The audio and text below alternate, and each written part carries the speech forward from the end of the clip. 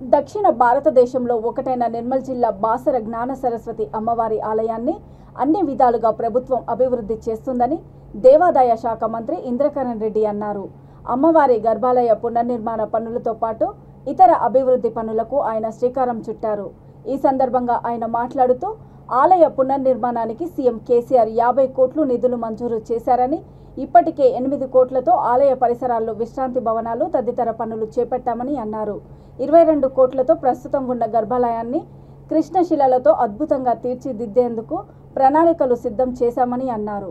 ఆలయం పునర్నిర్మాణానికి సంబంధించిన ప్లాన్ను సీఎం పరిశీలిస్తానని చెప్పారని, త్వరలోనే ఆయన దృష్టికి తీసుకువెళ్తామని అన్నారు. అనంతరం టెండర్ల ప్రక్రియలు ప్రారంభిస్తామని తెలిపారు. ఈ కార్యక్రమంలో జిల్లా పాలనాధికారి వరుణ్ రెడ్డి, ఎమ్మెల్యే విఠల్ రెడ్డి, ఆలయ కార్యనిర్వహణాధికారి విజయ రామారావు, అధికారులు, స్థానిక ప్రజాప్రతినిధులు పాల్గొన్నారు. బాసరైనా రేపొద్దున వేములవాడైనా ప్రతి చోట కూడా మళ్ళీ నిర్మాణాలు చేస్తూ ఏ ప్రభుత్వాల్లో కూడా మనం చూడలేదు. 100 కోట్ల బడ్జెట్ని దేవాదాయ కొండగట్టును కూడా ఇన్ని బడ్జెట్ అన్నీ కూడా శాంక్షన్ చేసి ఉన్నారు ఆల్రెడీ. దానికి ఇంద్రకరణ్ రెడ్డి గారి కృషి, జగద్గురుల ఆశీర్వాదం. ఎందుకనగా శృంగేరి జగద్గురుల్ని పుంభావం సముపేయుషి భగవతి అని ఒక మాట అంటారు. సరస్వతి అమ్మవారు, శృంగేరిలో శారదా అమ్మవారు కూడా ఆలయంలో కూర్చొని ఉంటుంది విగ్రహ రూపంలో.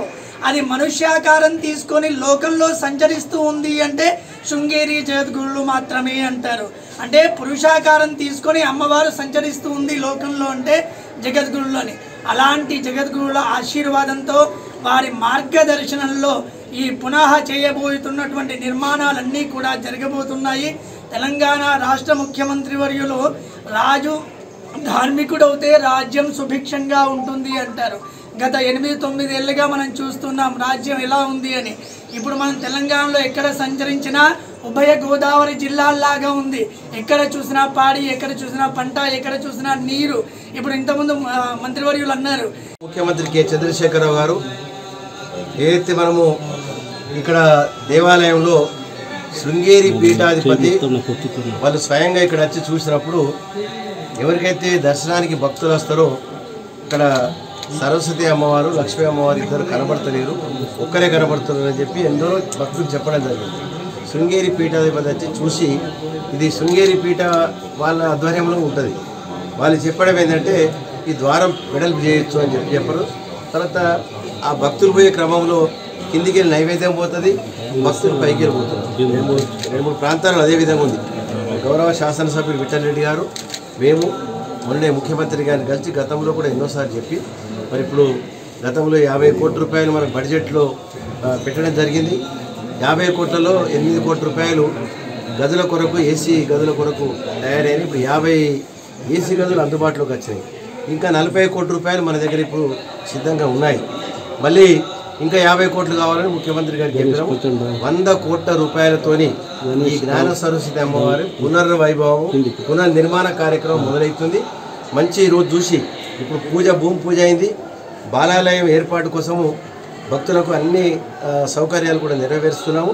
మరి కలెక్టర్ గారు కానీ, అదేవిధంగా ఈఓ విజయరామారావు కానీ, మా యొక్క ఇంజనీర్స్, స్థపతి ప్రతి ఒక్కరు కూడా చూసి అన్ని శృంగేరి పీఠం వాళ్ళు ఏ విధంగా అయితే చెప్పారో శృంగేరి పీఠం వారి డేట్ వాళ్ళు అనౌన్స్మెంట్ చేసి ఈరోజు మంచి రోజు ఉంది, పూజ కార్యక్రమం నిర్వహించాలని చెప్తే ముఖ్యమంత్రి గారికి ఇద్దరం వెళ్ళి అక్కడ మరి వారికి అడిగిన తర్వాత మీరు పూజ చేయండి, నాకు ప్లాన్ మొదలు చూపెట్టమని చెప్పాడు ముఖ్యమంత్రి గారు. నేను ప్లాన్ కూడా ఇప్పుడు అంతా శృంగేరి పీఠం వారు చెప్పినట్టే ప్లాన్లు కూడా తయారైపోయినాయి. బహుశా ఒక 10-15 రోజుల లోపల ముఖ్యమంత్రి గారికి పూర్తిగా ప్లాన్ వివరించి ఏది ఎక్కడ అనేది వారికి అన్ని రకాలుగా చెప్పి వారి ఆమోదం తీసుకొని మరి అప్పుడు టెండర్ ప్రక్రియ మొదలై మరి కన్స్ట్రక్షన్ కార్యక్రమం మొదలవుతుంది.